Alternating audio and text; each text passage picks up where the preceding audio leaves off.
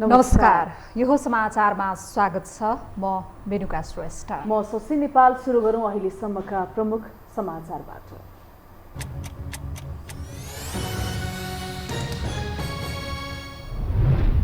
संसद बैठकमा प्रधान न्यायाधीश विरुद्ध महाभियोग सिफारिस समिति गठन। सरकारद्वारा अख्तियारको वार्षिक प्रतिवेदन पेश।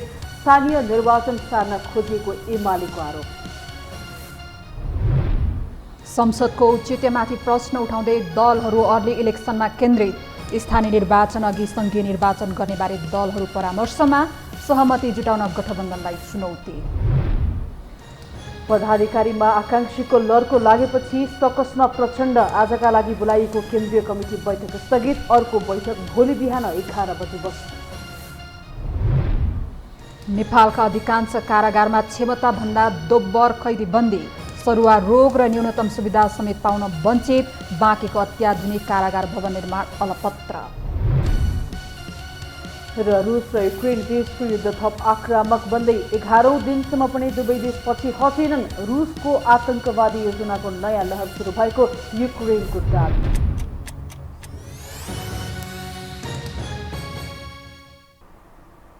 अब समाचार विस्तारमा। प्रतिनिधि सभा बैठकले प्रधान न्यायाधीश चोलेन्द्र शमशेर जबरा विरुद्ध 11 सदस्यीय महाभियोग सिफारिस समिति गठन गरेको छ।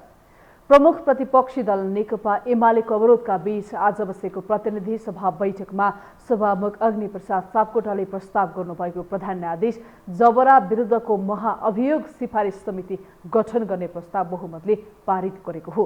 समितिमा सांसदहरू एकवाल मिया, कल्याणी कुमारी खड्का, कृष्ण भक्त पोखरेल, प्रमोद शाह, मीनबहादुर विश्वकर्मा, यशोदा गुरुङ सुवेदी, रामबहादुर विष्ट, रेखा शर्मा, लालबाबु पण्डित, विष्णु प्रसाद पौडेल र डाक्टर शिवमाया तुम्बा हम्फे रहनु भएको छ। प्रस्तुत गरिएको प्रस्ताव बहुमतले पारित भएको सभामुख सापकोटाले घोषणा गर्नुभयो।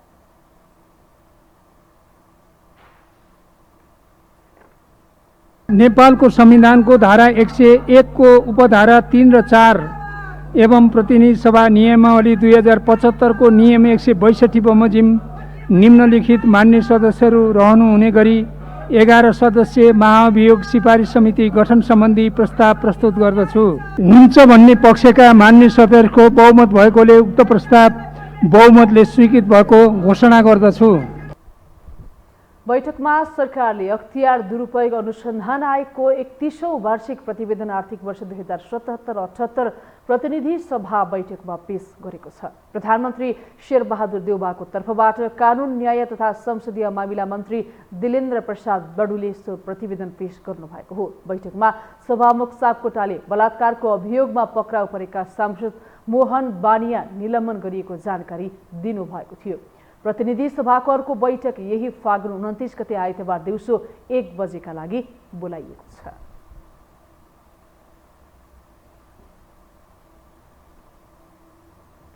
स्थानीय निर्वाचनको मिति नजिकिँदै जाँदा दलहरू पुनः अर्ली इलेक्सनबारे बहसमा जुटेका छन्। एमाले निरन्तर सदन अवरोध गरेको भन्दै सत्ता गठबन्धनले अर्ली इलेक्सन मार्फत देशलाई निकास दिनुपर्ने बताउन थालेको छ। तर प्रमुख प्रतिपक्षी दल एमाले भने यसलाई स्थानीय निर्वाचन भाड्ने चलखेलको रूपमा अर्थ्याउँदै आएको छ।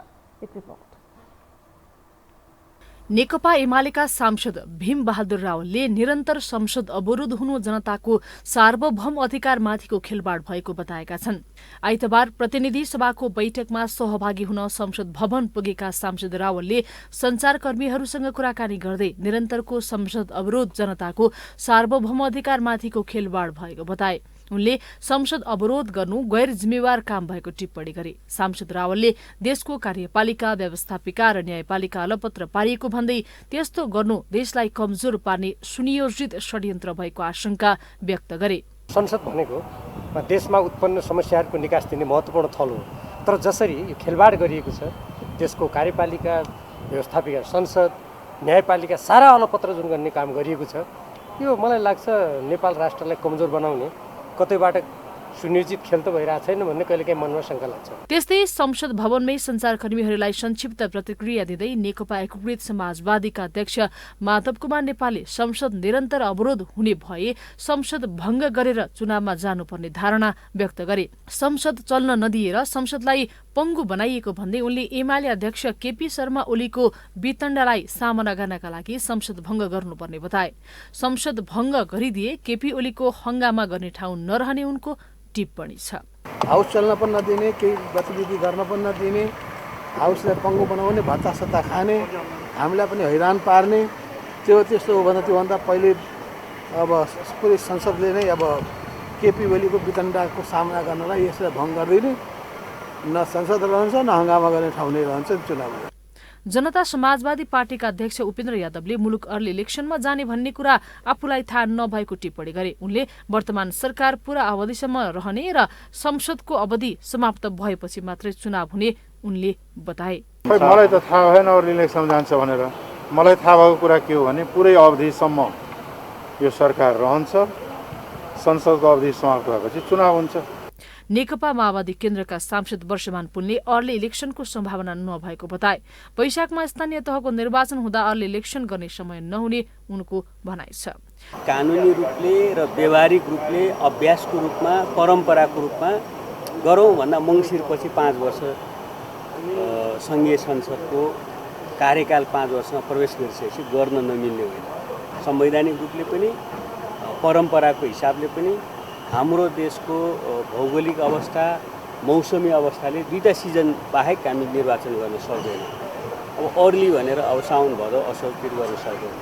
त्यसो हुँदा अब अर्ली इलेक्सनको त मौसमी हिसाबले पनि कुनै चान्सै छैन। सांसद पुनले संसद लामो समयदेखि अनिर्णायक अवस्थामा रहँदा विघटन गरेर अर्ली इलेक्सनमा जाने कुरा राजनीतिक रूपले ठिकै भए पनि नेपालको भौगोलिक जटिलता र मौसमी अवस्थाका कारण पनि त्यसो गर्न नसकिने बताएका हुन्। वैशाख 30मा तोकिएको स्थानीय तहको निर्वाचन आउन अब 2.5 महिना जति बाँकी छ। ठिक यसै बेला संसदको औचित्यमाथि प्रश्न उठाउँदै दलहरू अर्ली इलेक्सन केन्द्रित बनेका छन्। एक रिपोर्ट। बिहिबारको सत्ता गठबन्धनको बैठकमा नेकपा माओवादी केन्द्रका अध्यक्ष पुष्पकमल दाहाल प्रचण्डले संसद विघटन गर्ने र अर्ली इलेक्सनमा जाने प्रस्ताव गरे, जसमा नेपाली कांग्रेसका नेता कृष्ण प्रसाद सिटौलाले समेत समर्थन दिए। शनिबार मात्रै गठबन्धनको नेतृत्वकर्ता नेपाली कांग्रेसका वरिष्ठ नेता रामचन्द्र पौडेलले समेत अहिलेको निकास नै अर्ली इलेक्सन भएको दावी गर्दा महामन्त्री गगन कुमार थापाले मङ्सिर अघि नै संसदीय निर्वाचन गर्नुपर्ने ठोकुवा नै गरिदिए। देउबा चुप नै रहे पनि कांग्रेस अर्ली इलेक्सनको पक्षमा हुमिएको छ। भदौ 23 यताका हरेक बैठक जस्तै आइतबारको प्रतिनिधि सभा बैठक पनि प्रमुख प्रतिपक्ष नेकपा एमालेको अवरोधले चल्न नसकेपछि एमालेबाटै विभाजित नेकपा एकीकृत समाजवादीका अध्यक्ष माधव कुमार नेपालले समेत संसद विघटनको चेतावनी दिएका छन्। हाउस चल्न पनि नदिने, केही गतिविधि गर्न पनि नदिने, हाउसलाई पङ्गु बनाउने, भत्तासत्ता खाने, हामीलाई पनि हैरान पार्ने, त्यस्तो हो भने त्योभन्दा पहिले अब पुरै संसदले नै अब केपी ओलीको वितण्डाको सामना गर्नलाई यसलाई भङ्ग गरिदिने, न संसद रहन्छ न हङ्गामा गर्ने ठाउँ नै रहन्छ चुनावमा। अब त्यो पनि सोच्नु पर्छ। स्थानीय तहको निर्वाचन अगाडि कि पछि? हो त्यो अब सबै प्याकेजमा जान्छ। भनेको स्थानीय तहको निर्वाचन सर्न सक्छ अध्यक्ष? अब म भन्न सक्दिनँ, तर त्यो पनि कुरा चलिरहेको छ। प्रधानमन्त्री शेरबहादुर देउबा सामु तोकिएकै समयमा स्थानीय तहको निर्वाचन गराउने र तिनै तहको चुनावसम्म सत्ता गठबन्धन जोगाउने चुनौती छ, किनकि चुनावसम्मै गठबन्धन गर्ने आश्वासन सहित एमसीसीमा प्रचण्ड माधवको विश्वास जितेका छन्। यता वैशाख 30मै स्थानीय तहको निर्वाचन गराउने दायित्व पनि देउबाकै हातमा छ।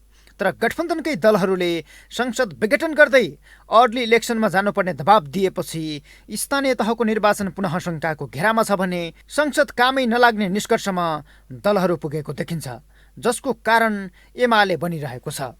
यो ढङ्गले संसद विघटन भयो भने र चुनावमा अलिक चाँडो जनता बिचमा जानु पर्यो भने त्यो गएकोलाई प्रतिगमन भन्ने साथीहरू अहिले किन यस्तो सोचाइ ल्याइरहेका छन्? उहाँहरूको अति भयो भन्ने, कतै हेरेर कतै हिर्काउने भन्ने छ नि एउटा भनाइ। यसबाट पनि बुझ्नुहोस्, तपाईँहरूले यसबाट पनि बुझ्नुहोस्, उहाँहरूको सोझो यो हिँडाइ छैन। उहाँहरू मलाई लाग्छ स्थानीय तहको निर्वाचनलाई भत्काउन लाग्ने, त्यसलाई पर पुर्याउने, निर्वाचनहरूमै गडबड गर्ने लगायतका कुराहरू हुन सक्छन्। संसदले ठिक ढङ्गबाट काम नगरेपछि यसअघि एमाले अध्यक्ष केपी शर्मा ओलीले दुई पटक विघटन गर्दै अर्ली इलेक्सनको घोषणा गरेका थिए। त्यसलाई प्रतिगमन भनेका दलहरू अहिले सत्तामा छन् र अर्ली इलेक्सन नै खोजिरहेका छन्। संविधानले स्पष्ट 5 वर्षे कार्यकाल तोकिदिएको बेला सबै राजनैतिक दल सहमत भए पनि अर्ली इलेक्सन चुनौतीपूर्ण छ।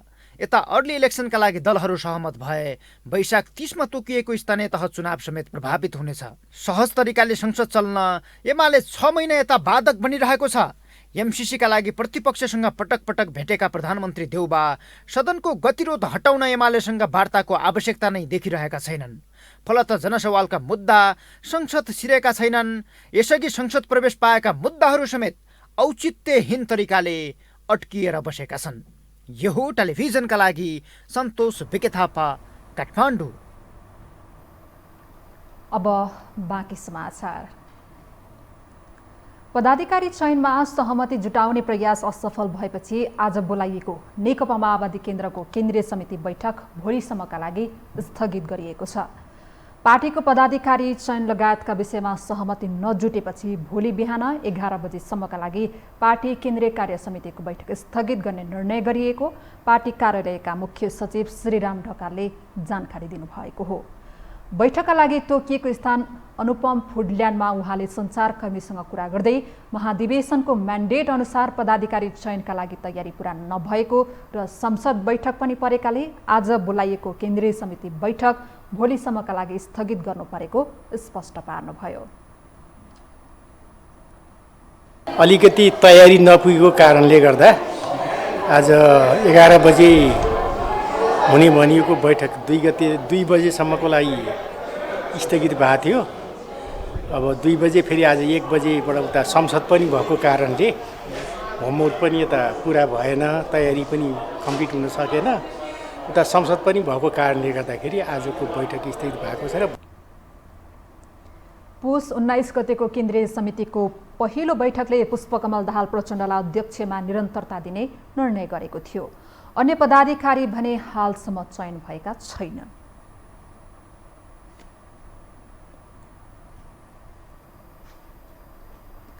सधैँ अस्थिर र अलमलमै रहने नेकपा माओवादी केन्द्रका अध्यक्ष पुष्पकमल दाहाल प्रचण्ड निर्णय गर्न हतारिँदैनन्, जसको क्षति उनी आफै र पार्टीले बिहोर्दै आएको छ। जुनसुकै राजनीतिक मुद्दामा समेत अलमल नै रहने प्रचण्ड यति बेला भने त्यस्तै अवस्थामा छन्। एक रिपोर्ट। नेकपा माओवादी केन्द्रका अध्यक्ष पुष्पकमल दाहाल प्रचण्डले शुक्रबार पार्टी केन्द्रीय कमिटी बैठकलाई सम्बोधन गर्दै आफ्नो पार्टी दोस्रो बन्ने रिपोर्ट पाइसकेको तर पहिलो बन्नुपर्ने इच्छा जाहेर गरे र चुनावसम्मै गठबन्धन कायम रहने विश्वास समेत केन्द्रीय कमिटी सदस्यहरूलाई दिलाए। मूलत पार्टीले जित्ने कि हार्ने गठबन्धनकै भरथेकमा परेपछि एमसिसी जस्तो विवादित मुद्दामा सहमति जनाएका प्रचण्ड गठबन्धनकै बलमा चुनावमा गएर जितेर आउन चाहन्छन्। तर अक्क न बक्कको अवस्थामा माओवादी फसेपछि आगामी चुनाव निकै चुनौतीपूर्ण देखिन्छ। वैशाख 30 मा स्थानीय तहको निर्वाचन तोकिएका बेला माओवादीको कट्टर विरोधी नेकपा एमाले केन्द्रदेखि गाउँसम्म चुनावी गतिविधि चलाइरहेको छ। गठबन्धनकै नेतृत्व गरेको नेपाली कङ्ग्रेसले समेत कार्यतालिका नै बनाएर घर दैलोमा लागि परेको छ। तर आन्तरिक मतभेदमै गिजोलिएको माओवादी स्थानीय तह पहिला कि संसदीय निर्वाचन पहिला भन्दै आफै कार्य दिशाविहीन बनेको छ, जसले पार्टीभित्रै असन्तुष्टि बढेको छ। नेताहरूले जहिले पनि सोच्नुपर्ने के हो भने एक ढिक्का भएर अगाडि बढाउनका लागि आफै तयार हुनुपर्छ कि पहिल्यै विभाजन होइन केन्द्रित हुनुपर्छ नि। हाम्रो अगाडि चुनावको कुरो पनि छ, हाम्रो अगाडि देशको एउटा परिस्थितिलाई हल गर्ने, राष्ट्रिय अन्तर्राष्ट्रिय रूपमा जो आक्रमण भएको छ त्यसलाई हल गर्ने बेला फरक ढङ्गले प्रस्तुत हुनु त्यति उपयुक्त हुनु। मलाई लाग्छ यो टिम जसरी बनेको छ नेताहरूले उहाँहरूले गल्ती गर्दै हुनुहुन्छ। एमसिसीमा प्रचण्डले साथ दिएपछि असन्तुष्ट बनेको नारायण काजी श्रेष्ठ समूहले पार्टीभित्र अन्तर्सङ्घर्ष चर्काइरहेको छ। पुस 11 देखि 19 सम्म 8औं महाधिवेशन चलाएर पनि आफूलाई अध्यक्ष बनाउने बाहेक अन्य पदाधिकारी चयनमा असफल भएका प्रचण्ड पार्टीभित्रै ध्रुवीकरण नै मिलाउन सकिरहेका छैनन्। मूलत पार्टीलाई अनिर्णयको बन्दी बनाउने र एकल निर्णय गर्ने प्रचण्ड परिपाटीकै कारण माओवादी अलमलमै बाँचिरहेको छ। त्यहाँ भएका नमिलेका कुराहरू के हुन् नेताहरूले ल्याएर चाहिँ केन्द्रीय बैठकमा ल्याउनु पर्यो भन्ने चाहिँ कुरा पनि मैले माग गर्न चाहन्छु। त्यहाँ जोडकोड कहाँ मिलेका छैनन् त? त्यो केन्द्रीय समिति भनेको के हो त? बैठक भनेको के हो त? आएर बैठकमा राख्नु पर्यो। कहाँ मिलेनन् कुरा, नेताका कुरा कहाँ मिलेनन् भन्ने कुरा यहाँ राख्नु पर्यो। जहाँसम्म एमसिसीको कुरामा तपाईँले उठाउनु भयो, यो एमसिसीको त एउटा नयाँ हिसाबले हामीले एउटा चाहिँ नि समीक्षा गर्छौँ, किनभने एजेन्डा बनिसकेको छ। यसलाई अब समीक्षाको पाटो मात्रै छ। यो अब एमसिसीमा पार्टीले निभाएको दोहोरो भूमिका, नेताहरूको जिम्मेवारी बाँडफाँडमा ढिलासुस्ती र पदाधिकारी चयन गर्दा आगामी निर्वाचनमै पार्टी विभाजित हुन सक्ने भएले दबावमा परेका प्रचण्ड चुनावमा कसरी होमिने भन्ने परिपक्व मानसिकता बनाउन सकिरहेका छैनन्। यस्तै अलमलले 64 को निर्वाचनमा 31 लाख बढी मत ल्याएको माओवादी 70 का बेला 16 लाखमा झरेको थियो। 74 को निर्वाचनमा त झन् 13 लाखमै खुम्चिएपछि अबको निर्वाचनमा माओवादीको हाल के होला भन्ने आम चासो छ। यो टेलिभिजनका लागि सन्तोष बिके थापा, काठमाडौँ। राष्ट्रपति विद्यादेवी भण्डारी र प्रधानमन्त्री शेरबहादुर देउवा बीच भेटवार्ता भएको छ। राष्ट्रपति भवन शीतल निवासमा भएको भेटवार्तामा प्रधानमन्त्री देउवासँगै गृहमन्त्री बालकृष्ण खाँड, सञ्चार मन्त्री ज्ञानेन्द्र बहादुर कार्की र प्रधान सेनापति प्रभुराम शर्मा पनि सहभागी हुनुहुन्थ्यो। सो क्रममा प्रधानमन्त्री देउवाले सरकारका काम र उपलब्धि सहितको वार्षिक प्रतिवेदन राष्ट्रपति विद्यादेवी भण्डारीलाई बुझाउनु भएको छ। साथै देउवाले राष्ट्रिय सुरक्षा परिषदको वार्षिक प्रतिवेदन पनि राष्ट्रपति समक्ष पेश गर्नु भएको छ। भेटमा प्रधान न्यायाधीश चोलेन्द्र शमशेर जबरामाथिको महाभियोग प्रस्ताव र अर्ली इलेक्सनबारे पनि छलफल भएको बताइएको छ।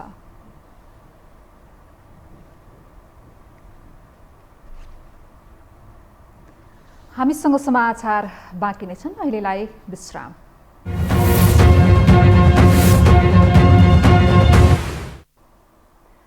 विश्रामपछि स्वागत छ। अब बाँकी समाचार।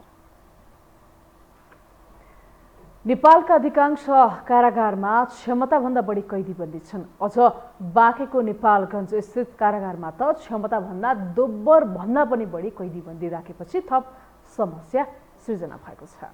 एक रिपोर्ट। नेपालका अधिकांश कारागारमा क्षमताभन्दा बढी कैदीबन्दीलाई कोचिएर राखिने गरेको छ। अझ बाँकेको नेपालगञ्ज स्थित कारागारमा त क्षमताभन्दा दोब्बर बढी कैदीबन्दी राखेपछि थप समस्या सृजना भएको छ। 350 जनाको क्षमता रहेको कारागारमा 814 जना कैदीबन्दी कोचिएर बस्न बाध्य छन्। कैदीबन्दीहरू विभिन्न सरुवा रोगहरूको सामना र न्यूनतम सुविधा समेत पाउनबाट वञ्चित बनेका छन्। धेरै कैदीबन्दीको चापलाई व्यवस्थापन गर्न बनाइएको नयाँ कारागार भवन निर्माण कार्यमा पनि समस्या देखिएको नेपालगञ्ज कारागार बताउँछ।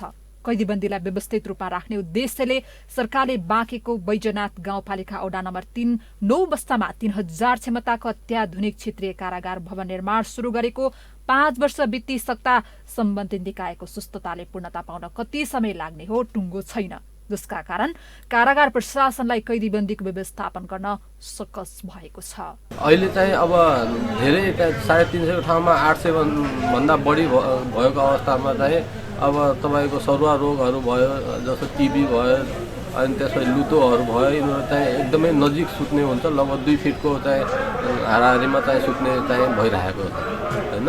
र टोयलेटकोदेखि लिएर समस्या, हरेक चिजको समस्याहरू छ।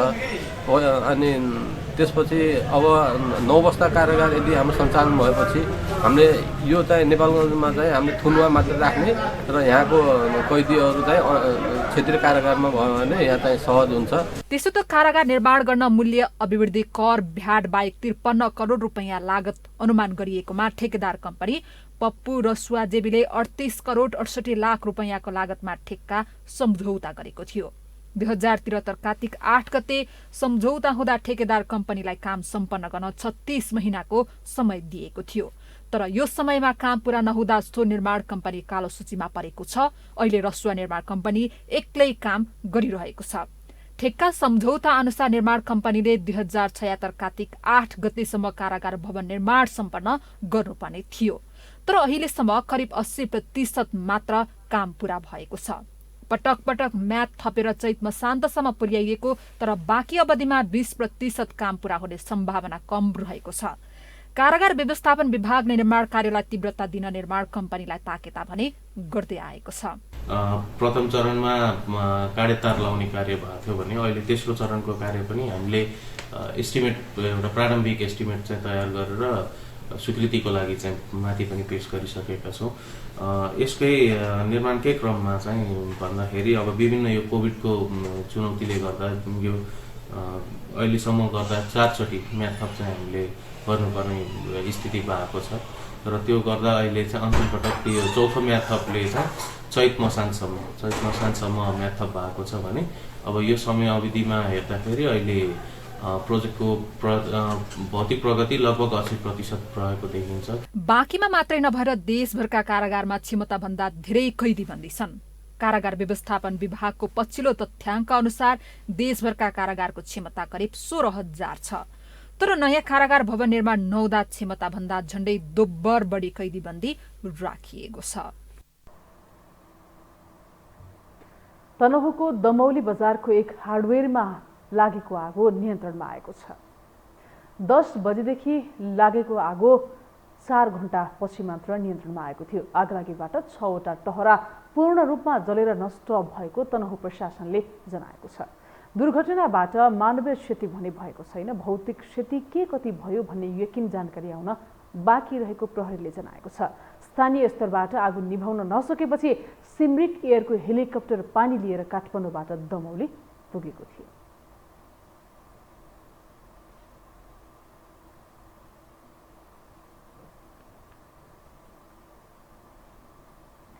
सरकारले कोभिड-19 को संक्रमण दर घटेको बताए पनि जोखिम कायमै रहेकाले जनस्वास्थ्यको मापदण्ड अपनाउन आग्रह गरेको छ।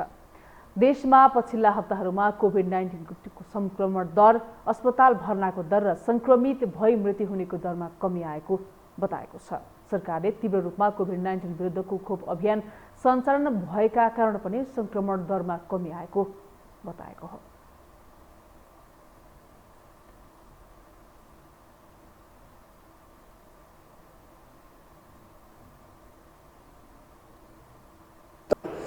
खोप कोभिड-19 विरुद्धको खोपको कभरेज एकदमै कम भएको अवस्थामा संक्रमण फैलिने गति त्यहाँ धेरै भइरहँदा नयाँ भेरिएन्टहरू जन्मिन सक्ने, नयाँ भेरिएन्टहरू आउन सक्ने र त्यसरी नयाँ भेरिएन्ट आउँदाखेरि खोप लगाएको भए पनि नलगाएको भए पनि संक्रमणबाट मुक्त भएको भए पनि नभए पनि त्यस्तो अवस्थामा संक्रमण चाहिँ फैलिन सक्छ, त्यसको फैलावट बढी हुन सक्छ।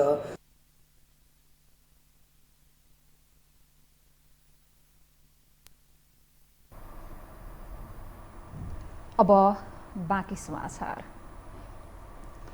पछिल्लो 24 घण्टामा नेपालमा थप 68 जनामा कोरोना संक्रमण पुष्टि भएको छ। स्वास्थ्य तथा जनसङ्ख्या मन्त्रालयका अनुसार 3135 जनाको PCR परीक्षण गर्दा 54 जना र 1794 जनाको एन्टिजेन परीक्षण गर्दा 14 जना गरी 68 जनामा संक्रमण पुष्टि भएको हो। यस्तै संक्रमणबाट 2 जनाको मृत्यु भएको छ भने 538 जना संक्रमण मुक्त भएका छन्।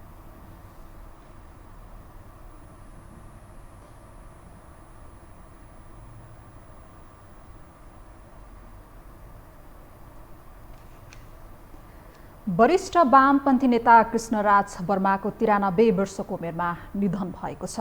निमोनिया रोगको उपचारकै क्रममा काठमाडौँ स्थित ह्याम्स अस्पतालमा आज दिउँसो 4 बजे उहाँको निधन भएको हो। उहाँको आजै साँझ पशुपति आर्यघाटमा दाह संस्कार गरिनेछ। उहाँकी पत्नी, 4 छोरी र 3 छोरा रहनु भएको छ।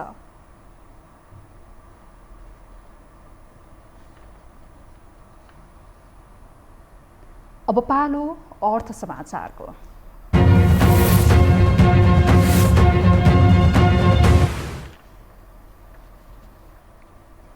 नेपालको शेयर बजार यति बेला तीव्र उतार चढावमा छ। तर पनि चालु आर्थिक वर्षको 7 महिनामा करिब 9 अर्ब शेयर बजारबाट मात्र राजस्व सङ्कलन भएको छ। एक रिपोर्ट। चालु आर्थिक वर्षको माघ मसान्तसम्ममा नेप्सेले पुँजी बजारबाट 8 अर्ब 90 करोड रुपैयाँ बराबरको राजस्व सङ्कलन गरेको छ। पछिल्लो समय पुँजी बजारमा लगानीकर्ताको आकर्षण बढेकाले राजस्व सङ्कलन पनि बढेको सिडिएस एन्ड क्लियरिङ लिमिटेडले जनाएको छ।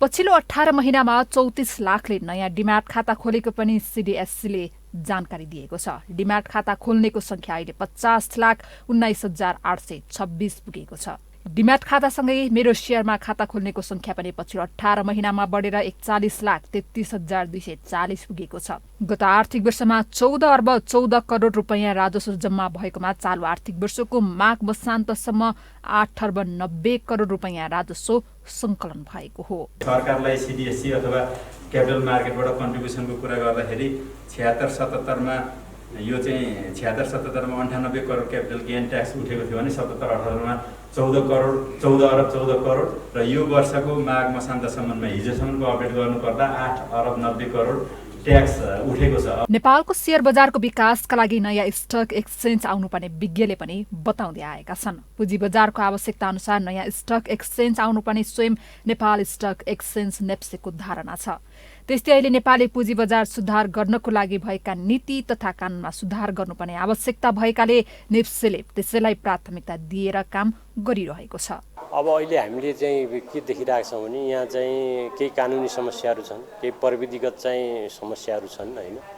अब तिनीहरूलाई चाहिँ सुधार गरेर अब हामी चाहिँ अहिले चाहिँ छिमेकी देशहरूको स्टक एक्सचेन्जहरूले अभ्यास गरिरहेको केही चाहिँ औजारहरू यहाँ अभ्यासमा छैनन्, तिनीहरूलाई अभ्यास गर्ने, तिनीहरूलाई पनि हामी बजारमा प्रवेश गराउनेतर्फ हाम्रो ध्यान चाहिँ आकृष्ट भएको छ, मेरो ध्यान आकृष्ट भएको छ र त्यसतर्फ हामी चाहिँ अब कानुनी रूपमा पनि हामी तयार हुनुपर्छ। प्रविधिगत हामीले जुन टेक्नोलोजी छ त्यसलाई पनि हामीले चाहिँ सुदृढ गर्नुपर्छ, त्यसपछि त्यसमा जान सकिन्छ। पछिल्लो समय शेयर बजारप्रति आम सर्वसाधारणहरूको आकर्षण बढेसँगै हितग्राही खाता डिमाट खोल्नेहरूको संख्यामा समेत उल्लेखनीय वृद्धि भएकाले नेपाली पुँजीमा पनि वृद्धि हुँदै गएको छ। नेप्सेले पनि ग्रामीण स्तरसम्म पुँजी बजारलाई विस्तार गर्न नयाँ सफ्टवेयरहरू निर्माण गरेर कारोबारको लागि सहज बनाउने भएको छ। हामीसँग अन्तर्राष्ट्रिय र खेल समाचार बाँकी नै छन्, अहिलेलाई विश्राम।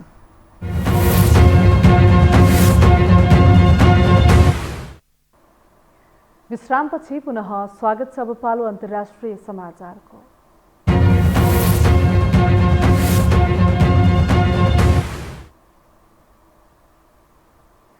रुसले युक्रेनमा आक्रमण जारी राखेको आज 11औं दिनमा प्रवेश गरेको छ। जारी युद्धमा युक्रेनले पनि डटेरै सामना गरिरहेको छ। युक्रेनी प्रतिरोधको प्रतिक्रिया स्वरूप रुसले विभिन्न सहरमा सघन बस्ती भएका क्षेत्रलाई निशाना बनाएको युकेको रक्षा मन्त्रालयले जनाएको छ। कस्तो छ त पछिल्लो अवस्था, एक रिपोर्ट। अन्तर्राष्ट्रिय सञ्चार माध्यमले जनाएअनुसार रुसी सेनाले युक्रेनको राजधानी कीवको उत्तर पश्चिमी सहरहरूमा आक्रमण जारी राखेको छ। इर्पिनमा मानिसहरू त्यहाँबाट सुरक्षित ठाउँमा सर्ने प्रयास गरिरहेको बताइएको छ। पैदल वा कुनै माध्यमबाट भए पनि अत्यावश्यक सामान बोकेर मानिसहरू बाहिर निस्कन खोजिरहेका छन्। तर मारिउपोल र भोल्नोभान्का सहरबाट मानिसहरूलाई सुरक्षित रूपमा बाहिर निकाल्ने प्रयास असफल भएको छ। ती क्षेत्रमा पूर्व घोषित अस्थायी युद्धविराम हुन नसकेपछि बाहिरिने आशामा रहेका सर्वसाधारण शिविरहरूमा फर्कन बाध्य बनेका अन्तर्राष्ट्रिय सञ्चार माध्यमका रिपोर्टहरूमा बताइएको छ। नजिकैको भोल्नभाका सहरबाट पनि सर्वसाधारण बाहिरिन सकेका छैनन् भने रुसले पनि अनपेक्षित प्रतिकार सामना गरिरहेको छ। तर युक्रेनको मारिओपोल सहरमा स्थानीय समयअनुसार फेरि आज बिहान 10 बजेदेखि साँझ 9 बजेसम्मका लागि अस्थायी युद्धविराम घोषणा गरिएको त्यहाँको सिटी काउन्सिलले जनाएको छ। बीबीसीका अनुसार आज 11औं दिनलाई सारांशमा हेर्दा युक्रेनका राष्ट्रपति जेलेन्स्कीले पश्चिमा समर्थक राष्ट्रलाई नो फ्लाइ जोन घोषणा गर्न आग्रह गरेका छन्। अमेरिकी सांसदहरूसँग भिडियो कल गर्दा उनले यो प्रस्ताव दोहोर्याएका हुन्। उनले अमेरिकी राष्ट्रपति बाइडेनसँग पनि शनिबार राति कुराकानी गरेका छन्। तर रुसी राष्ट्रपति भ्लादिमिर पुटिनले नो फ्लाइ जोन घोषणा गर्नु भनेको युद्धको कारबाही हुने चेतावनी दिएका छन्। कतिपय सहरमा पानी र बिजुली सेवामा अवरोध आएको बताइएको छ। अमेरिकी पैसा सम्बन्धी कारोबार गर्ने विशाल कम्पनीहरू भिसा र मास्टरकार्डले रुसमा आफ्नो सेवा स्थगित गरेको बताएका छन् भने रुसी र युक्रेनी प्रतिनिधिहरू अर्को चरणको सहमतिका लागि सोमबार भेट्ने तय भएको छ। युद्ध र वार्ताको यही बीचमा युक्रेनकी एक उपराष्ट्रपतिले भने रुसको आतंकवादी योजनाको नयाँ लहर सुरु भएको बताएकी छिन्। ओल्हा स्टेफानिन्स्याले युक्रेनले आक्रमणको प्रतिरोध गर्ने दृढ सङ्कल्पका बावजुद युद्धको अन्त्य हुने सङ्केत नदेखिएको बताएकी हुन्। रुसले आफ्ना सैनिकहरूको जीवनसहित ठूलो नोक्सान बेहोर्नु पर्दा पनि भ्लादिमिर पुटिन निरुत्साहित नभएको तर थप आक्रमण प्रोत्साहित गरिरहेको उनको भनाइ छ। यता युक्रेन युद्ध विरुद्ध रुसमा पनि दबाव बढ्दो रहेको छ। युद्धको विरोध गर्ने 600 भन्दा धेरै प्रदर्शनकारीहरू रुसका 21 सहरहरूमा पक्राउ परेको निगरानी समूह ओभिडी इन्फोले जनाएको छ। जेलमा रहेका विपक्षी नेता एलेक्सी नाभाल्नीले युक्रेनमा भइरहेको युद्धको विरोधमा प्रदर्शन गर्न आह्वान गरेका थिए। उक्त निगरानी समूहले स्थानीय सञ्चार स्रोतहरूलाई उद्धृत गर्दै साइबेरियाको एक सहरमा मात्र 200 भन्दा धेरै मानिसहरू पक्राउ परेको जनाएको छ। अब पालो खेल समाचारको।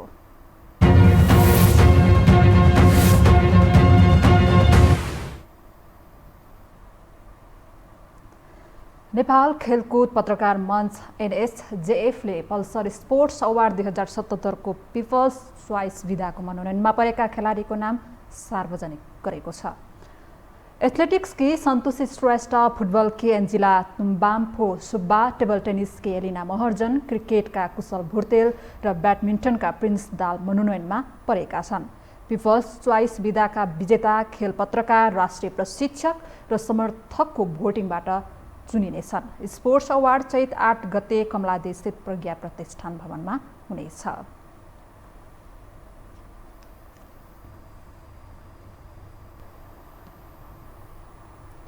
यससँगै हामी यो समाचारको अन्त्यमा आइपुगेका छौँ। बिदा हुनु अघि प्रमुख समाचार पुनः एकपटक।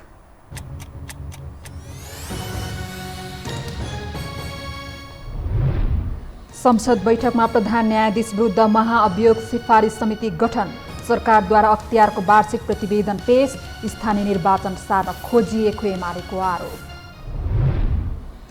संसदको औचित्यमाथि प्रश्न उठाउँदै दलहरू अर्ली इलेक्सनमा केन्द्रित, स्थानीय निर्वाचन अघि सङ्घीय निर्वाचन गर्नेबारे दलहरू परामर्शमा सहमति जुटाउन गठबन्धनलाई चुनौती। पदाधिकारीमा आकाङ्क्षीको लर्को लागेपछि सकसमा प्रचण्ड, आजको लागि बोलाइएको केन्द्रीय कमिटी बैठक स्थगित, अर्को बैठक भोलि बिहान 11 बजे बस्ने। नेपालका अधिकांश कारागारमा क्षमताभन्दा दोब्बर कैदीबन्दी, सरुवा रोग र न्यूनतम सुविधा समेत पाउन वञ्चित, बाँकीको अत्याधुनिक कारागार भवन निर्माण अलपत्र। रुस र युक्रेन बीचको युद्ध थप आक्रामक बन्दै 11औं दिनसम्म भने दुवै देशपछि हटेनन्। रुसको आतंकवादी योजनाको नयाँ लहर सुरु भएको युक्रेनको दाबी।